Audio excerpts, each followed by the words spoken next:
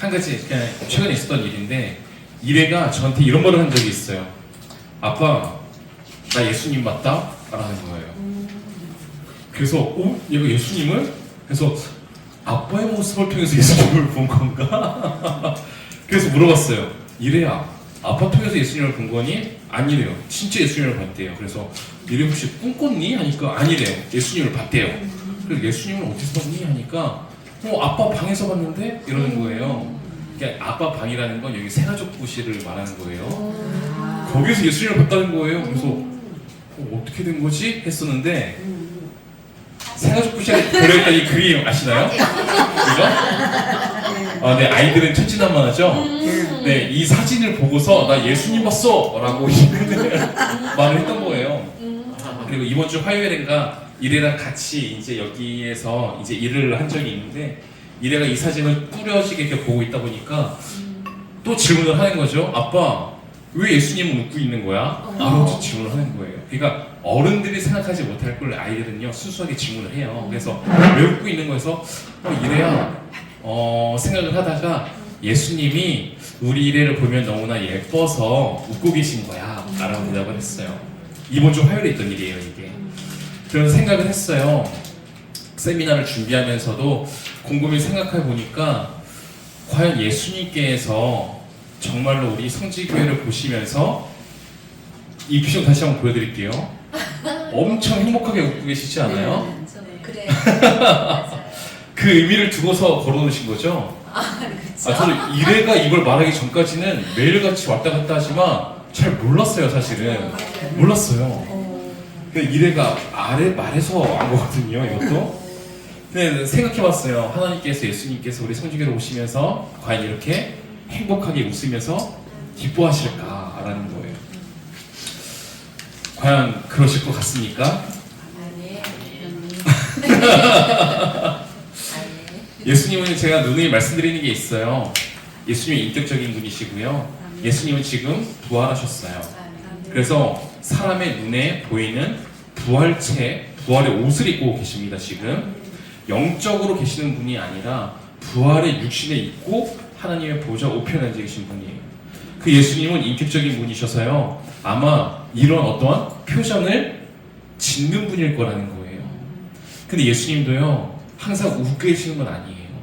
알죠? 누가복음에도 나와 있지만 예수님이요 우시는 장면도 2번이나 등장을 하고 있어요. 예루살렘 성벽을 보면서 우시고 나사로가 죽었다는 이야기를 들을 때 우시고 슬퍼하십니다. 그리고 성전에서 물건을 파는 자들을 보면서 화도 내십니다. 그리고 좋을 때는 즐거워하시기도 하십니다. 인격적이라는 거예요 예수님께서요. 예수님께서도요 교회이지만 어느 교회를 보시면서는요 우실 수도 있어요. 어느 교회를 보시고서는 웃으실 수도 있다는 거예요. 그 간절히 소망하는 건 이거예요. 세미나를 준비하면서 어떠한 것을 나누면 좋을까를 고민할 때에 정말로 하나님께서 예수님께서 우리 선지교회를 보실 때에 웃으셨으면 좋겠다라는 이 그림을 우리가 함께 공유했으면 좋겠어요. 지금 보신 이 그림 있죠? 이 그림이 우리 예수님의 모습으로 우리의 머리 가운데에 상상이 되고 꿈을 꾸면 좋겠어요. 우시는 예수님이 아니라 활짝 웃고 계신 예수님. 그렇다면 우리가 어떻게 하면 예수님께서 우리를 보시고 웃으실 수 있을까라는 거죠. 그것이 이제 히브리서 말씀이에요. 13장 15절 16절 이렇게 나와 있는 부분이 있는데요. 제가 한번 읽어드릴게요. 그러므로 우리는 예수로 말미암아 항상 찬송의 제사를 하나님께 드리자. 그리고 16절 보니까 오직 선을 행함과 서로 나누어주기를 잊지 말라. 하나님은 이 같은 제사를 뭐한대요? 기뻐하시면서 받으시고 보신대요. 두 가지예요.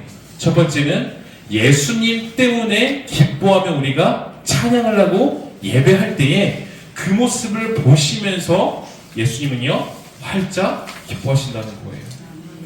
우리의 예배가 첫 번째로 살아나야 돼요. 우리가 내 삶 때문에 우울하게 예배를 드리는 게 아니라 예수님 때문에 내 상황을, 내 삶을 이겨내고 기뻐하며 나아갈 때에, 기뻐하며 찬송할 때에 그것을 보시면서 예수님은요 같이 기뻐하신다는 거예요. 이제 책을 읽다가 하나의 예화를 본 적이 있는데 외국에서 유명 목사님이 오셔서 집회를 이렇게 하고 갔다고 합니다. 근데 공항에서 어떤 한 한국 목사님께 이렇게 묻더래요.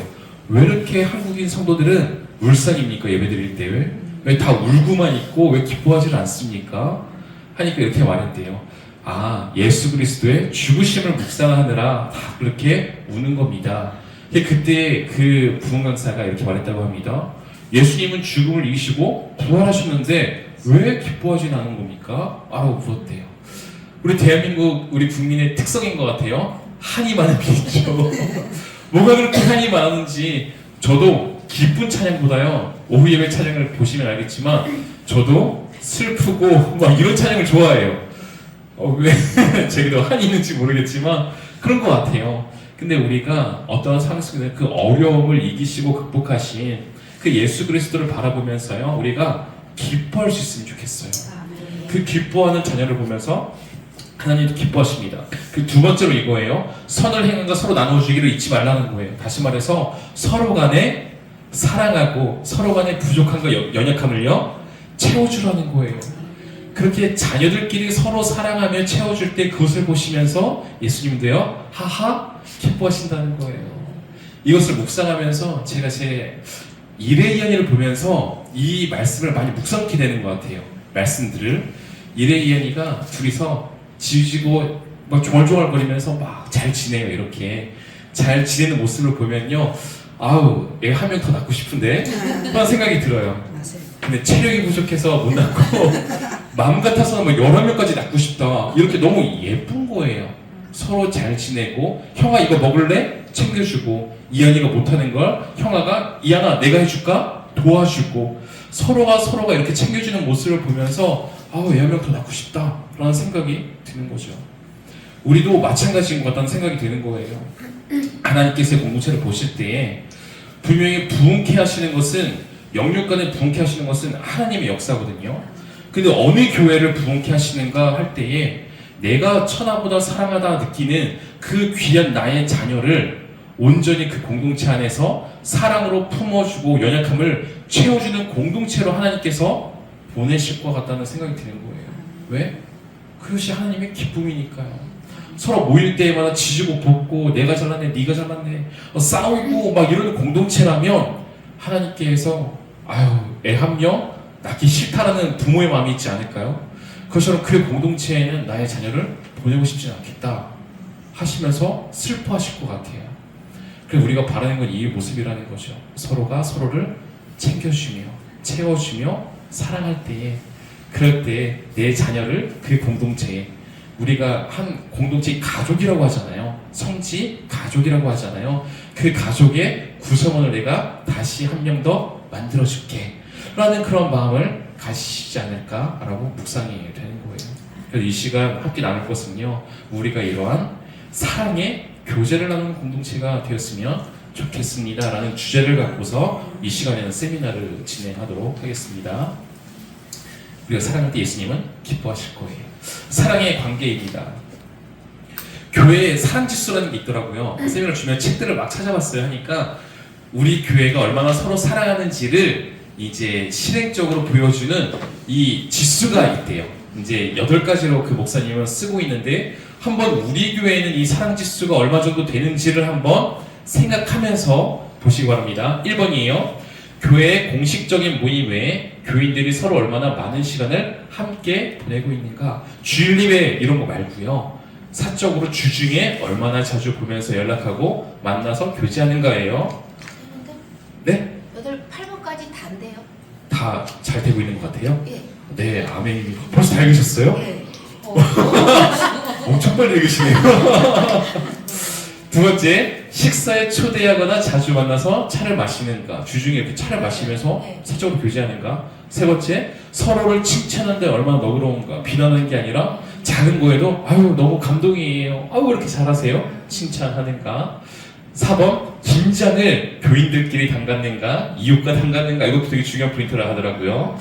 5번째, 교회 안에 얼마나 웃음이 있는가. 모일 때마다 인상 쓰는 게 아니라 웃으면서 우리가 예배를 드리고 예배를 나아가는가. 6번, 상호 의존적으로 서로 끌어안는 사랑의 분위기인가.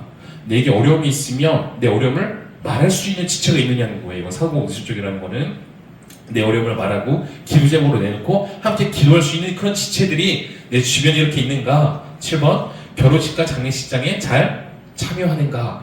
8번 서로 인정하며 격려하는가. 우리의 수준을 0부터 10까지 한번 쫙 생각해서 한 평균치를 한번 잘 이렇게 했으면 좋겠어요. 잘 되고 있다면 되는데 10까지 네, 0부터 10까지의 수준에서 우리는 10을 잘한다, 엄청 만족적이다 라고 한다면 그 수준들을 잘 한번 해서 평균치로 한번 나오면 좋겠어요. 해서 한 8, 그래도 최소한 50점 이상은 넘어야지만 예수님이 무표정이 계실 것 같아요. 50점 미치면요 우실 것 같아요. 근데 80점 이상이면 웃으실 것 같아요. 이렇게 생각을 하면서 한번 지수를 한번 나중에 한번 매기셨으면 좋을 것 같아요. 사랑 지수 우리 성지교회 이건 좀 객관적으로 주관적으로 좀 봤으면 좋겠습니다. 이건 서론이고요. 한번 넘어가 볼게요. 사랑이 없으면요 우리가 하는 교회에서의 이 구역장으로서의 삶도요 우리가 하는 모든 봉사가요 사실 아무것도 아닌 것임을 우리가 기억해야 합니다. 우리가 무엇을 하든지 그 베이스는요 사랑이 베이스가 되어야 한다는 거예요. 춘추 전국시대 장군과 병사 이야기 하나 할게요. 춘추 전국시대에 이제 전쟁인 거죠. 그때 한 병사가 적군의 화살을 맞아서 다리에 상처가 났다고 합니다. 근데 한 장수가요, 한 장군이 그 자기의 이제 좀 쫄백이라고 하려고 아무튼 부하의 그 상처를 보고요 그게 넘어가는 것이 아니라 상처에 난 고름을 직접 빨아줍니다. 그래서 그 부하는요 낫게 되는 거예요. 잠시 이제 전쟁이 끝났을 때에 이제 그 부하가요 어머니께 가서 자랑을 하는 거예요. 어머니 우리 장군님께서요 내가 다쳤을 때에 그것을 모른 체 하지 않으시고 고름을 직접 입으로 뽑아주셨습니다. 자랑하는 거예요. 그때 엄마가요 이렇게 말했대요. 이제 우리 아들이 곧 죽겠구나 라고 얘기를 했대요. 왜 그런지 아십니까? 그리고 정말 얼마 안 있어서 다시 전쟁이 발발했을 때 그 아들은 정말로 죽었다고 합니다. 왜요? 맞아요. 나를 사랑으로 이끄는 장군이 있다면요 그 부하는요 자신의 생명을 내어 걸고서 전쟁에서 앞장설 수밖에 없다는 거예요. 바로 그거라는 거예요. 여러분 충성이라는 것은요 무력, 힘에서 오는 게 아니에요. 충성이라는 것은요 사랑 안에서 생기는 것이 충성이라는 거예요. 우리가 주님께 충성하고자 하십니까? 예수 그리스도께 우리가 구역장으로 충성하고자 하십니까? 하나님이 두려워서 하나님이 무서워서 왠지 목사님이 권면했는데 그것을 따르지 않으면 뭔가 벌을 받을 것 같아서 막 이러한 불안함과 두려움 때문에 하는 충성이라면요 얼마 가지 않아 꺾일 수밖에 없다는 거예요. 그렇지만 정말로 예수님이 나를 얼마나 사랑하시는지 하나님이 나를 얼마나 사랑하시는지 그 사랑을 알고서 내가 나아간다면요 그 충성심은요 내 생명을 내걸 만큼의 충성심이 될 수 있다는 거예요. 구역장으로서 우리 스스로를 그래서 돌아봐야 한다는 거예요. 내 충성심에 내가 이렇게 하나님을 위해서 구역장하는 게 쉽지는 않으시잖아요 사실. 우리 구역원들이 말을 잘 듣습니까? 모이자면 잘 보입니까? 혹시 단톡방에 카톡은 잘 올리나요? 잘 따라주지 않죠? 제가 여러 교회를 섬겨봤어요. 섬겨봤지만 정말로 구역장님의 마음을 시원케 하는 구역원들이 있는 구역을 잘 사실 못 봤어요. 다들 기독거리들이라고요. 네, 이제 구역원들이 다 기독거리입니다. 목사님 막 이러는 구역들을 많이 봤는데 사실은 어렵잖아요.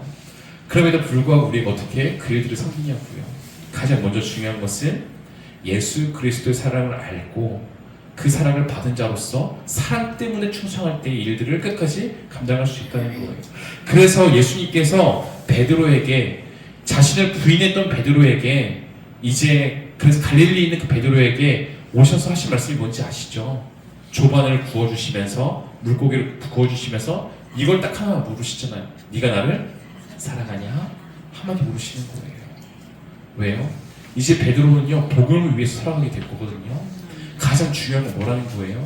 예수님의 사랑을 알고 내가 예수님을 사랑해야 된다는 거예요. 그러면 되는 거예요 사실은. 근데 예수님을 향한 내 사랑이 불확실하다? 이 사명을 우리가 끝까지 감당할 수 없고 어려움 때문에 포기할 수밖에 없는 거예요. 충성은요, 무력이 아니라 사랑 안에서 생겨나는 것임을 꼭 기억하시길 바랍니다. 그리고 그 사랑을 우리가요, 우리 구역원들에게 보여주는 거예요. 끝까지 품어주는 그 사랑을 내가 예수의 사랑을 보여줄 때에 구역원들도 그 사랑을 보고서 예수의 사랑을 알고 예수님께 충성되는 일꾼으로 살아갈 수 있게 된다는 거예요. 중요한 것은 사랑입니다. 그래서 가스펠송에 이러한 찬양이 있어요. 가스펠송에는 천사의 말을 하는 사람도, 이것은 고린도전서 13장의 말씀인 거죠. 천사의 말을 하는 사람도 사랑이 없으면 소용이 없고 심오한 진리 깨달은 자도 물리는 진과 같네. 후렴 하나님 말씀 전한다 해도 그 무슨 소용이 있나. 사랑 없으면 소용이 없고 아무것도 아닙니다. 우리가 구역 모임을 하는데 구역장들에게 가장 큰 부담 중에 하나가요, 말씀을 전해야 될 계기가 있으면 너는 말씀을 잘 모르는데, 이것부터 두려워하는 경우가 있는 것 같아요. 중요한 건 뭐예요? 내가 천사의 말을 해도요, 내가 하나님의 말씀을 잘 전하는 사람이라 할지라도요, 그 내 마음에 사랑이 없으면 그것은 아무것도 아니라는 거예요. 그 내가 비록 작은 말이라 할지라도 내 말이 논리적이지 못해도요, 구역원이 상담을 요청할 때 내가 정답을 말해줄 수 없다 할지라도 내 가운데 사랑이 있다면 그러면 된다라는 거예요. 중요한 건 지식이 아닙니다. 지식은 두 번째예요. 없어서는 안 될 것도 있어야 하지만 지식은 두 번째이고, 중요한 건, 가장 중요한 건 바로 사랑이라는 사실을 우리가 기억하면서 구역원들을 대했으면 좋겠습니다. 결국은 사랑만 남아요. 그런 것 같아요. 내가 어떤 좋은 말을 했는지 그 말이 기억에 남는 게 아니라, 우리 과거의 주일학교 선생님들 혹시 기억에 남는 분 있습니까? 있으세요? 어떤 기억이 남으세요? 박혜수 선생님께서는? 그게 초등학교 들어갈 때인지 안 들어갈 때인지 기억이 좀 너무 멀어서, 근데 저는 그분이 머리가 굉장히 길었고 그 선생님한테 좋은 냄새가 났던 거, 향기가? 그게 기억이 나요. 샴푸에서 나는 건지 어렸으니까 모르는데 맞아요. 그 옆에 앉고 싶어갖고 맨날 선생님 자리 여기 빼놨던 기억이 나요. 그리고 빼놓은 그 자리에 얼마나 또 왔니? 연수가 왔니? 하면서 얼마나 이렇게 그냥 샴푸 냄새가 느껴진다는 건 그만큼 가까이 삼겠다는 거예요. 좀 멀리 있으면 샴푸 냄새 안 나요. 가까이 삼겠다는 거죠. 가까이 함께 해주는 그 마음에 그 향기가 묻어있는 기억이에요. 하나밖에 기억 안 네. 제가 잘 포장해드리고 있는 거죠, 지금. 샴푸의 향기의 의미를 포장해드리고 있는 거죠.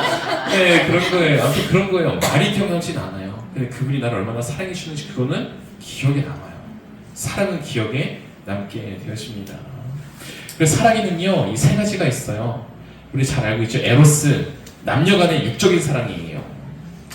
그리고 필리아라는, 필레오라고도 부르고요. 부자라는 건요, 부모 자식 간을 말하는 거예요. 부자는요, 부모 자식 간의 사랑, 친구 간의 사랑, 형제 간의 사랑이요, 필리아, 필레오예요. 그리고 아가페는 자신을 온전히 버린 이타적인 사랑, 바로 기독교의 사랑, 신적인 사랑이 바로 이 아가페예요. 제가 계속 사랑을 얘기하는데 성경에 말하는 사랑은 여기서 어디에 해당할까요? 아가페의 사랑이에요. 말씀 한 구절을 읽어드릴게요. 새 계명을 너희에게 주노니 서로 사랑하라. 내가 너희를 사랑한 것 같이 너희도 서로 사랑하라 해요. 이것이 아가페라는 거예요. 서로 사랑하래요. 근데 어떻게 사랑하래요?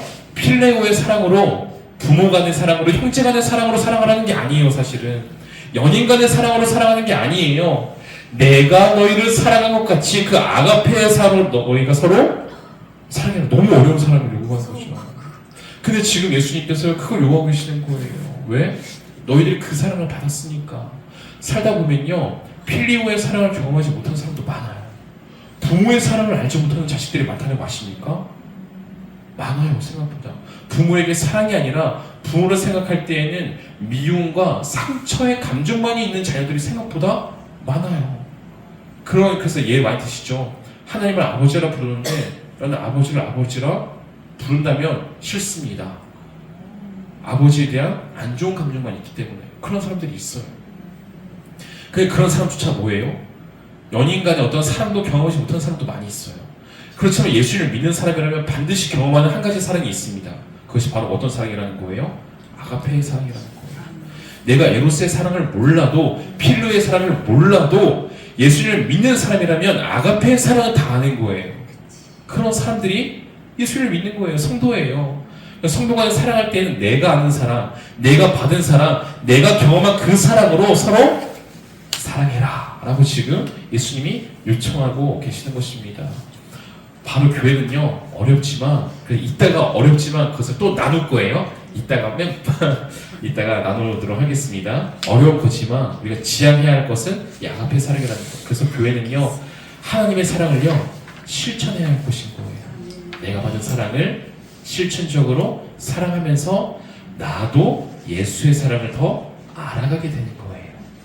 그것이 바로 교회 공동체라는 거 꼭 알았으면 좋겠습니다. 서로 사랑하는 것은요, 나 혼자만 할 수 있는 게 아니에요. 사랑은 함께 할 사람이 있을 때 사랑할 수 있는 거예요. 그리고 교회 공동체 그래서 필요한 거예요. 그래서 있어야 되는 것입니다. 우리는요, 이렇게 생각했으면 좋겠어요. 우리는 사랑 건축가들이다 라고 생각했으면 좋겠어요. 교회를 세워나갈 때에 사랑으로 세워나가는 건축가이다. 구역장은 뭐라고요? 사랑 건축가이다. 구역장에게 필요되는 자세는 사랑이기 때문에 내가 이 사랑으로 구역을 세워나가겠다. 이 사랑으로 결과적으로 성지교회를 세워나가겠다. 나는 사랑 건축가이다. 네, 이렇게 스스로를 정의 내렸으면 좋겠습니다. 네, 우리 사모님께서 하시는데 우리 한번 옆에 계신 분에게 이렇게 말할게요. 당신은 사랑 건축가입니다. 말해볼까요? 당신은 사랑 건축가이십니다. 여사님께서는 네, 사랑 건축가이십니다. 네, 이것이 우리에게 도전이 되었으면 좋겠어요. 두 번째입니다. 무조건 우리가 어떠한 구역장을 할 때 사랑이 베이스가 되어야 되는데요. 그 사랑의 특징이에요. 사랑은요, 배려라는 걸 통해서 나타나게 되어 있습니다. 뭐라고요? 바로 배려예요. 배려. 한번 이 정의를 한번 내려봤으면 좋겠어요. 사랑은 땡땡이다. 정의. 혹시 여기서 한번 대표로 사랑은 무엇이다. 내가 딱 정의를 내리실 수 있는 분 있습니까? 자기만의 방식으로. 정답은 없는 거예요, 사실은. 사랑은 뭐다? 희생이다. 너무 좋아요. 사랑은 희생이죠. 강문정 권사님, 혹시 사랑은 뭐다? 인격이다. 너무 좋은 말이에요. 뭔가 되게 있어 보이는데. 인격이다. 이명 권사님, 떠오르는 게 없습니까? 네, 우리 사모님, 겸손이다. 네, 박지원 권사님, 헌신이다. 희생의 헌신이다. 유현 권사님, 사랑을 실천하는 것이. 실천하는 것이다. 실천하는 것이다. 제가 말했어요. 이거예요. 그러니까 이건 제가 내린 정의는 아니고요. 어떤 한 철학자가 내린 정의예요. 근데 너무 좋아서 제가 가지고 온 건데, 사랑은 동사이다라고 말한 경우가 있어요. 사랑은 명사 정해져 있는 관념적인 게 아니라요. 동사는 행동하는 거예요. 뭐뭐이다, 움직이는 거예요. 사랑은 동사이다라고. 너무 이게 탁 와닿았어요. 그냥 그 말이. 동사구나. 맞다. 사랑은 관념적 생각 그게 아니라 행하는 게 바로 사랑이구나 라는 게 탁 와닿은 적이 있어요. 제가 한 말이 아닙니다. 확실히 말씀드리는 거예요. 고린도전서 13장 4절에서 7절, 사랑장이죠. 사랑이 이거다라고 성경이 이미 말하고 있어요. 사랑은 오래 참는 거, 온유한 거, 투기하는 자가 되지 않는 거, 자랑하지 않는 거, 교만하지 않는 거, 무례행치 아니하는 거, 자기의 유익을 구취하는 것, 성내지 아니한 것, 악한 것을 생각하지 않는 것, 불의를 기뻐하지 않는 것, 진리와 함께 기뻐하는 것, 모든 것을 참는 것, 모든 것을 믿고 바라며 견디는 것. 다 뭐라는 거예요? 내가 하는 거예요. 실천적인 거예요. 나 혼자서는 결코 할 수 없는 것들이에요. 이것이 바로 사랑이다 라고 말하고 있는 거예요. 타인과 깊이 연결되어 있는 것이 바로 사랑이라는 거예요. 그래서 교회 공동체에 구역이 없으면요, 사실 우리는 사랑을 알 수가 없는 거예요. 그래서 교회에 우리가 있어야 되는 거예요. 그래서 구역이 필요한 거예요. 그 구역 안에서 우리가 이 사랑을 배워나가는 실천의 장이 될 수 있기 때문이에요. 그리고 이 모든 것들의 특징은요, 한마디로 말해서 바로 배려라는 거예요. 배려는요, 상대방을 먼저 생각하고 이해해주는 게 배려예요. 나의 입장에서 판단하는 게 아니에요. 상대방의 입장이 되어서 생각해주고 다시 말 더 나아가서는 상대방이 되어지는 게 그것이 배려인 거예요. 예수님의 모습 아닙니까? 예수님이 우리를 그냥 이렇게 존중해 주시고 이해해 주신 것을 뛰어넘어서 우리가 되셨잖아요. 인간 그래 약하지 라고 이해해 주신 것이 아니라 인간이 되셨잖아요. 그게 바로 성경이 말하는 사랑, 특히 배려의 모습이라는 거예요. 그 상대방의 철저한 입장이 되어주는 거. 그러면 우리는요 오래 참아줄 수 있어요. 우리는 우리 일에 대해서 오래 참잖아요. 근데 내가 그 사람이 되어주면요 오래 참을 수 있는 거예요. 온유할 수 있는 거예요. 우리가 오래 참는 것을요 참다 이 사람의 참음은요 오래 참음이라는 게 내가 참다 내 힘으로 참으면요 그것을 보복하고 싶어질 때가 있어요. 그 사람이 안 될 때 그것을 기뻐하는 거예요.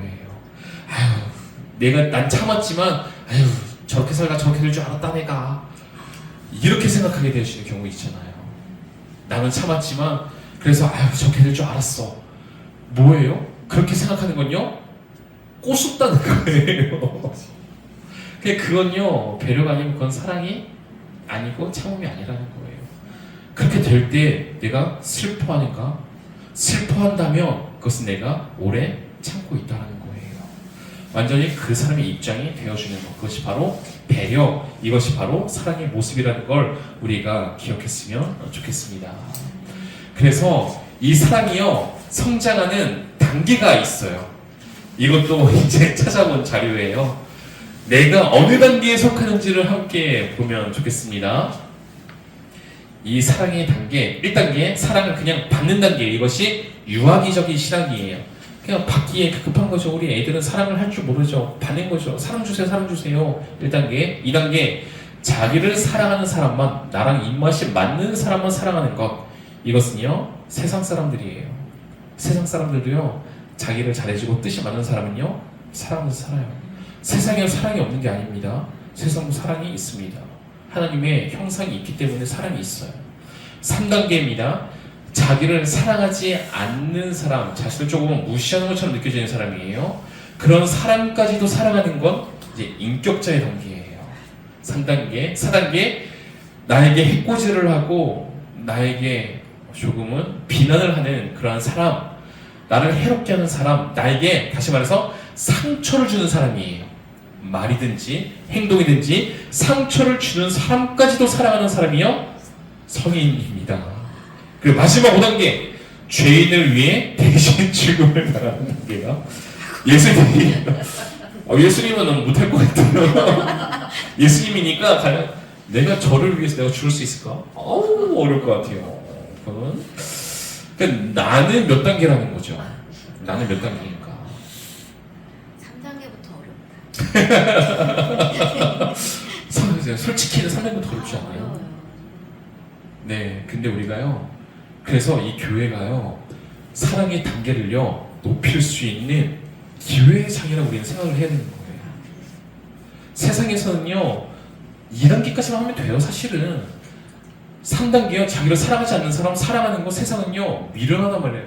너한테 관심 없는 사람 왜 사랑하냐? 네 에너지 쏟아가면서 왜 함께하는 거야? 세상은요 이 사랑을 말하지 않아요. 나에게 해코지 하는 사람 복수를 말하지 왜 그 사람을 사랑해? 너 바보냐? 너 멍청이냐? 너에게 해를 끼치는데 왜 사랑하는 거야? 세상은 그냥 4단계의 사랑을 말하지 않아요. 세상에서는 2단계의 사랑이요 마지막 사랑의 단계일 수밖에 없다는 거예요. 근데 우리 성경은 뭐래요? 예수님을 닮아가는 거예요. 우리는요 작은 예수들이에요. 몇 번 누누이 말씀드리지만 우리 신앙은요 예수님을 닮아가는 과정이에요. 우리의 신앙은요. 근데 어디에서 이 사랑의 단계를 높일 수 있다는 거예요? 오직 교회에서만 높일 수 있는 거예요. 그래서 이것은 예수님을 닮아갈 수 있는 기회구나, 나를 꺾을 수 있는 기회구나라고 스스로 긍정적인 회로를 돌리면서 생각할 필요가 있다는 거예요. 안 되더라도 세상에선 결코 할 수 없는 것을 교회에서 할 수 있구나. 나를 사랑하지 않는 사람, 교회 안에서 내 마음에 상처를 주는 사람이 있습니까? 없습니까? 없는 교회 본 적 없어요.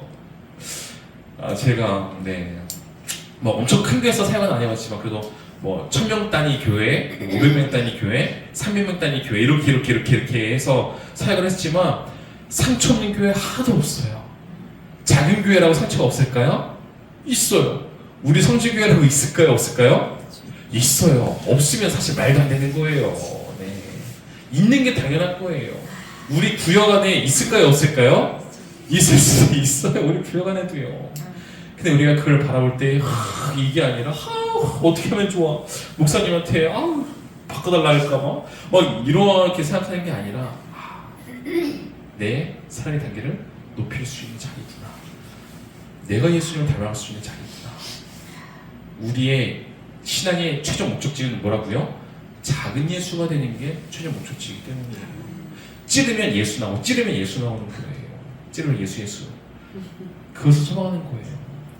그 사랑의 원자탄이라는 별명 갖고 있는 손양원 목사님 아십니까?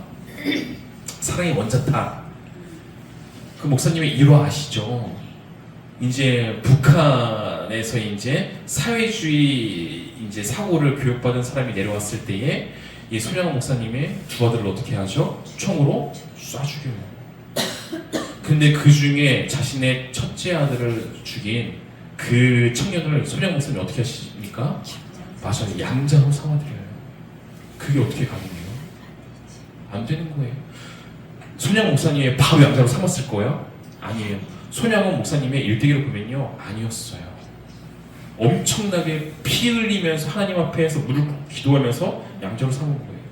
근데 양자로 삼았을 때 양자로 삼고 나서 그래 넌 내 아들이다 하고 잘 지냈을까요?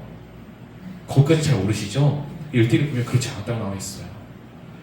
내 아들을 죽인 그 사람, 그 청년과 밥을 먹는데 밥을 못 먹었대요.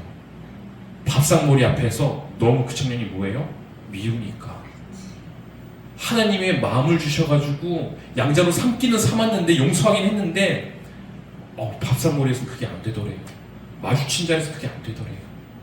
그걸 가지고 평생 씨름하면서 결국은 그 사람을 진짜 자신의 아들로 품어내셨다는 거예요. 그런 과정이 있는 거예요, 여러분. 내가 하나님의 마음이 있다고 해서 단숨에 품을 수 있는 게 아니라는 거예요. 단숨에 상당히 되고 사랑이 되는 게 아니라는 거예요. 내 마음을 힘들게 하고 나를 해롭게 한 내 아들을 죽인 자가 앞에 있는데 그럼에도 불구하고 너무나 보기 싫고 꼴불견이고 그런 마음이 있지만 기도하면서 품고 하나님의 마음을 구하고 예수님의 마음을 묵상하고 그 과정 가운데에 작은 예수가 되어져 갔더라는 거예요. 그래서 손양원 목사님이 대단하다 라고 치부할 문제가 아니라 우리도요 그러한 인생을 꿈꿀 수 있어야 된다는 거예요. 그러한 구역장이 되기를 뭐예요? 꿈꿀 수 있어야 된다는 거예요. 저도 꿈꾸는 거예요. 저도 못해요. 저도 2단계 3단계 왔다 갔다 해요. 2단계 3단계 4단계까지는 제 경험을 하나 말씀드리면은 집 두 번째 전에 사역지에서 신방 전도사님과 팽팽 싸운 적이 있어요. 60살 넘은 신방 전도사님이었었는데 막 큰 소리 내면서 싸웠어요. 저를 막 하면서 교회에서 볼 때마다 마음이 너무 어려워요. 너무 힘들어요. 저 전도사님 그냥 없으면 좋겠다. 맨날 이 생각하고 있고 사무실에서 같이 일을 보는데 얼마나 힘들겠어요. 신방을 같이 가야 되는데 얼마나 힘이 들겠어요. 맨날 싸우고 있는데 너무 힘든데 그 마음을 갖고서 금요 예배 때마다 새벽 예배 때마다 그 기도밖에 안 했어요. 하나님 어떻게 하면 좋습니까? 마음이 이렇게 불편해가지고 사역에 지장이 생기는데 어떻게 하면 좋겠습니까? 어떻게 하면 좋겠습니까? 결국 기도를 한번 얘기한 적이 있던 것 같아요. 기도하던 중에 하나님께서 딱 때가 되었을 때 그 위로한 마음을 확 주시는 거예요. 그 전도사님을 향한 그 위로한 마음, 그 전도사님에 대한 이런저런 것들을 보게 하시면서 그 위로한 하나님의 마음을 딱 주시는데 그 마음이 생기니까 그냥 용서가 되기 시작하는 거예요. 품어주게 되는 거예요. 그 과정이라는 거예요. 그럴 때에는 4단계까지 된 거죠. 그러다가 또 다른 사람이 힘들게 하면 다시 2단계를 걷다가 왔다리 갔다리 하는 거예요. 계속 4단계로 유지되는 것이 아니라 이 사람에 대해서는 내가 2단계였다가 4단계로 되어지는 과정이 있다는 거예요. 하나님의 마음을 구할 때 하나님께서 역사하실 때 마음을 획가닥 바꾸실 그때가 있다는 거예요. 우리 그것을 소망하면서 내가 작은 예수님처럼 되기를 소망하면서 우리가 이 교회는 사랑의 연습장이다. 성직에는 뭐라고요? 사랑의 연습장이다. 이건 적으세요. 사랑의 연습장이다. 어렵지만 사랑의 연습장이다 라고 우리가 스스로를 여기면서 사랑을 잘 훈련하여서 진짜 우리가 구역원들을 볼 때, 다음 세대가 볼 때에 우리 구역장님은 진짜 사랑이셨어, 사랑을 말할 수 있는 그것을 꿈꿔봤으면 좋겠습니다. 어렵지만 내 힘으로는 될까요, 안 될까요? 안 돼요. 그래서 어려운 거예요. 근데 하나님이 하시면 될까요, 안 될까요? 그렇게 빚어져 간다는 거예요. 소녀가 목사님을 생각하면서 우리가 그랬으면 좋겠어요. 계속 막 저도 그래요. 저도 뭐 때문에 힘들겠어요. 힘들 때 관계 때문에 힘들죠. 사실 관계가 아닌 걸로 힘든 게 있겠습니까? 관계 때문에 힘들지. 그렇지만 그 관계 안에서 우리가 잘 성장했으면 좋겠습니다. 마지막으로 이게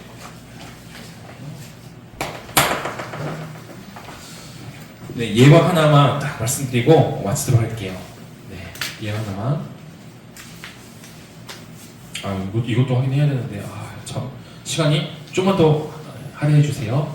3번, 사람의 셈은 마르지 않는다는 걸 또 기억하셔야 돼요. 우리 어렵다 하지만 우리가 할 수 있는 그것이 이유가 여기에 있어요.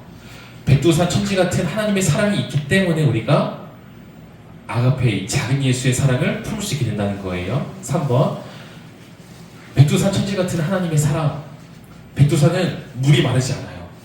백두산에서 흘러나오는 물이요, 어떤 강을 이루는지 아세요? 압록강과 두만강을 이룬다는 거 아세요? 압록강과 두만강이 굉장히 크다고 해요. 그 물은요 마르지 않아요. 왜? 백두산이 마르지 않기 때문이에요.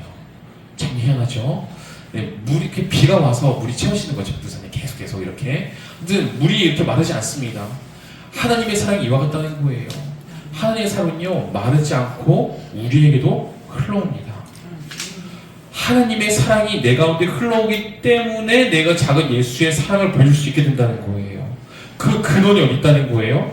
내 사랑의 근원이 있으면 우리 사랑은요 말라 비틀어질 수밖에 없어요. 아까 그 사랑의 단계 중에 2단계밖에 될 수가 없다는 거예요.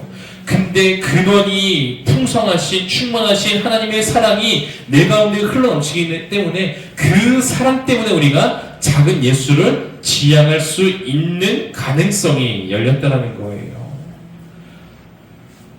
우리가 소망하기는 그 하나님의 사랑 묵상했으면 좋겠어요. 그래서 교회에 이 사랑에 5가지 신비가 있어요. 사랑은요 줄수록 풍성해집니다. 여러분, 나눌수록 풍성해져요. 돈은요 나눌수록 없어져요. 우리 세상의 모든 것들은 나눌수록 없어집니다. 시간도 나눌수록 없어지고요, 다 없어져요. 근데 사랑만큼은요 나눌수록 풍성해져 갑니다. 사랑은요 받기만 하면 반대로 사라져요. 갈릴리와 사해바다 아시죠? 헤르모노 산에서 흘러내리는 그 물이요 갈릴리는요 그 물을요 흘려보내요. 그러니까 생명력이 넘치는 풍성한 바다가 돼요. 근데 사해바다는요 갈릴리에서 흘러 들어온 물을요 흘려보내지 않고 가둬두기만 합니다. 뭐예요? 썩어 없어지는 거예요. 사랑은 이와 같은 거예요. 하나님의 풍성한 사랑은요 우리가요 지체에게 흘려가야 돼요. 그래야지만 뭐예요? 그 지체가 살고요 나도 살아나는 거예요.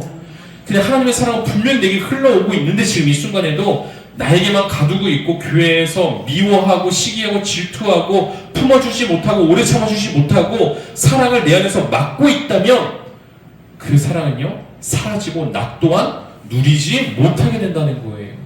이 사랑의 신비를 꼭 아시고 하나님의 사랑을 흘려보낼 수 있기를, 우리 구역에서 흘려보낼 수 있기를 바랍니다. 그래서 사랑은요 도둑을 맞지 않아요. 얼마나 좋습니까? 사랑은 돈으로 살 수 없습니다. 사랑은 인생을 변화시키는 특효약이 될 수 있다는 거예요. 할렐루야 교회에 목사님께서 했던 그 설교 중에 하나의 예화를 말씀드릴게요. 한 산부인과 의사, 그 교회에 이제 출석하는 한 산부인과 이제 소아과 산부인과 의사의 이제 그건데요.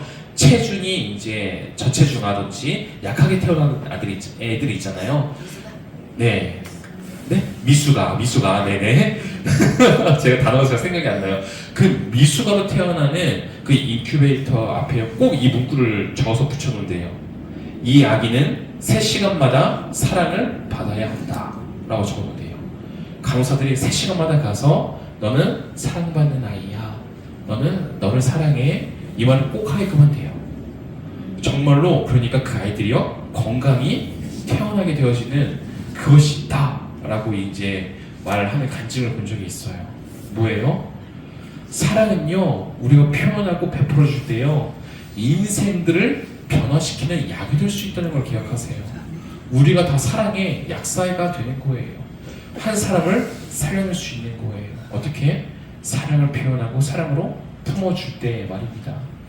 우리가 이렇게 하나님의 넘치는 풍성한 사랑을 우리 구역 식구들에게 1차적으로 흘려보내고 품어줄 수 있으면 참 좋겠습니다. 그럼 나도 살고 구역도 살고 다 살아나고 결국 그 8개의 구역이 모인 곳이 뭐예요? 우리 성지교회인 거예요. 그러면 성지교회도 살아나게 되는 거예요. 그래서 우리 이렇게 사랑을 경험했으면 참 좋겠습니다.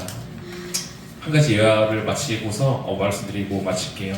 아빠와 7살짜리 아들과 5살짜리 딸이요 등산을 갑니다. 근데요 아들이요 크게 등산하다가 다치게 돼요. 그러니까 병원으로 급하게 이송이 됐는데 혈액이 부족한 거예요. 근데 아버지는요 혈액을 제공할 수 없습니다. 근데 그 딸내미가 혈액을 제공할 수 있었다고 해요. 그래서 아버지가 딸에게 묻습니다. 이 오빠에게 피를 좀 나눠줄 수 있겠니? 그때 고민하다가 그 딸이요 네 라고 말했다고 해요. 그래서 이제 혈액이 잘 공급이 되어서 아들이 기운을 차릴 수 있다고 합니다. 근데 그때 아빠가 딸에게 이렇게 말했대요. 딸아 고맙다. 덕분에 오빠가 다시 한번 살 수 있게 되었어. 그때 딸이 이렇게 말했대요. 아 아빠 참 좋네요. 그러면 저는 이제 죽는 건가요? 라고 딸이 말했대요. 근데 딸은 이렇게 생각한 거예요. 내가 피를 주면 오빠는 살지만 나는 죽는다고 생각했던 거예요. 그래도 준 거예요. 그래서 고민했던 거예요. 아빠가 띵했대요. 아 정말 이 딸이 오빠를 사랑하는구나 라는 걸 했대요. 여러분 그 5살 그 딸내미의 그 마음이 우리에게 있으면 좋겠어요. 그것이 예수님의 마음인 거죠. 내가 이 영혼들을 살리기 위해서 우리 구역원들을 살리기 위해서 나의 것들을 희생하는 것이 기쁠 수 있는 그러한 사랑이 우리 안에 있었으면 좋겠습니다. 이것이 그림이에요. 이래가요. 이래가 그림이에요. 그냥 그림 성지교회 그려고 하지 않았어요. 그냥 이제 제 노트북 갖고 이제 이렇게 그림을 그리게 했거든요. 근데 이래가 그리고 싶은 그림 그려 했는데 이래가요 교회를 그렸어요. 교회를 그리려고 하지도 않았는데 성지교회 쓰고 교회를 그렸어요. 근데 옆에다가 하트를 그리고 무지개를 그려놓은 거예요. 무지개를 그리고서 말하지 않았거든요. 이래야 뭐 왜 교회에다가 옆에다가 하트 그려놓은 거야? 하니까 교회 하면 사랑이 생각이 난대요.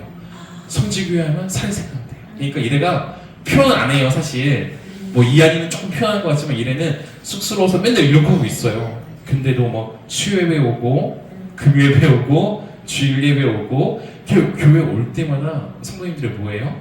이래를 사랑해주는 이래가 뭐예요? 느껴지는 거예요. 표현을 안 하지만. 그래서 성지교회를 그린 다음에 사랑을 그리는 거예요. 나 성지교회 하면 사랑이 생각나. 그래서 너무 우리 교회 너무 감사했어요. 저는 사실 애들의 눈이 정확하거든요. 애들은요 거짓말 하지 않아요. 솔직해요. 근데 그 솔직한 애기가 성지교회 하니까 사랑이 생각나서 하트를 그리고 있다라고 하니까 너무나 감사했던 거예요. 저는 개인적으로. 그래서 소망하기는요 우리 모두가 다 성지교회를 생각할 때에 사랑을 먼저 떠올렸으면 좋겠어요. 이래와 같이 이 어린아이와 같이 교회하면 아 사랑. 그리고 무지개는 뭔지 모르겠어요. 그래서 제가 해석해줬어요. 이래야 이거 노아의 방주의 그 무지개니? 우리 교회가 노아의 방주가 되기를 원하는 거니? 하니까 그게 뭐야? 라고 말하더라고요. 뭐야? 그러니까 이래는요 무지개를 가장 아름답다고 표현해요. 그래서 이래가 이제 항상 자기 전에 막 기도를 하고 자거든요. 식기도도 이래가 하고 하는데 이렇게 기도를 한 적이 있어요. 그리고 하나님 우리 가족이 무지개같이 아름다운 말을 하게 해주세요 라고 이렇게 한 적이 있어요. 예, 표현을 약간 이렇게 뭐 비유적으로 많이 표현해요. 이래는 이렇게 무지개같이 아름다운 말을 하게 해주세요. 우리 가족이. 이래에게 무지개는요 아름다운 거예요. 그러니까 이래는요 성지교회가 사랑이고 아름답다고 느껴지는 거예요. 그래서 이 어린아들의 마음을 잘 지켜주십시오. 우리 아이들이 성지교회 하면 사랑, 아름다움을 계속 알 수 있도록 우리 어른들이 사랑과 무지개의 아름다움을 우리 아이들에게 잘 보여줄 수 있는 그런 우리가 되었으면 참 좋겠습니다. 네, 그래서 우리가 사랑이에요. 첫 번째는 우리가 이 사랑이 넘치는 우리 교회가 되기를 소망하면서 아까 첫 번째 사랑 지수 있죠? 집에 가셔서 한번 해보세요. 1번은 뭐 8점, 2번은 6점, 3번은 10점. 진짜 우리는 무조건 교회지 10점 만점 딱 주고 막 이렇게 1번 얼마나 자주 만나나? 한 2주에 한 번을 만나는 것 같으니까 한 60점? 막 이렇게 스스로의 기준으로 한번 한 다음에 평균치를 한번 매겨서 다음 주에 와서 말씀해 주시면 되겠습니다. 이게 숙제입니다. 네, 다음 주에 와서 우리 교회에 점수를 말씀해 주시고 왜 그렇게 느꼈는지를 나누어 주시는 게 숙제예요. 알겠죠? 네, 다음 주에 함께 나누고서 우리가 시작을 했으면 좋겠습니다. 우리가 잠깐 한번 기도하고 마쳤으면 좋을 것 같아요. 네, 여기 프린트볼에 있어요. 그 사랑의 8가지 지표. 있어요. 네, 있습니다. 그거 보시고서 한번 점수를 매겨보시면 좋을 것 같아요. 그 옆에다가 빈락한 다 제가 해놨죠? 거기다가 잘 한번 해주시고 다음 주에 나눕시다. 우리 함께 기도할 때 이것을 두고 기도합시다. 하나님, 우리 구역장으로서 세우셨습니다. 우리에게 바라시는 것이 한 가지입니다. 우리가 지식적으로 충만해져서 뭔가를 잘 가르치는 그것이 아니라 예수의 사랑을 구역장으로서 더 깊이 알고 그 사랑을 보여주는 것입니다. 주님, 나는 이 사랑의 지표 5단계를 볼 때 과연 어느 단계에 와 있습니까? 소망하기는 충만한 하나님의 이 넘치는 끝이 없는 사랑을 알아 그 사랑을 온전히 흘려보내면 내 사랑이 아니라 하나님의 사랑으로 구역원들을 품어낼 수 있는 내가 될 수 있도록 인도해 주시옵소서. 그래야 해서 3단계, 4단계, 5단계의 사랑을 이루어갈 수 있는 우리 성지 공동체가 될 수 있도록 인도해 주시옵소서. 우리 함께 한번 기도하고 마침으로 제가 기도하고 마치겠습니다.